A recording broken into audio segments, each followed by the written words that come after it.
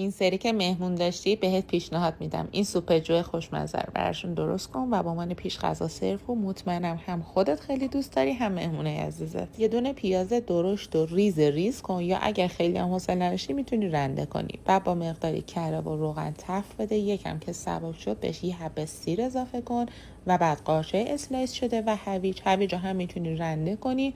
همین که حوصله داشتی میتونی مثل من ریز ریز کنی. همه رو با هم دیگه یه تفته کوچیک میدی، بعد بهش نمک اضافه میکنی و فلفل سیاه. برای اینکه سوپ جو حسابی مجلسی باشه حتما از جای پوستکنده استفاده کنید که من از قبل پخته بودم بهش اضافه کردم. بعد بهش استاک مرغ یا گوشت اضافه میکنید و شیری که به دمای موج رسیده و اجازه میدید که حدودا نیم ساعت با هم دیگه با حرارت ملایم بپزه تا یکم به غلظت برسه. یادتون باشه در قابلمه رو نیمه باز بذارید که شیر سر نره. آخر سرم خامه‌ای که با دمای سوپ با هم دیگه یکی شدن و بهش اضافه میکنید و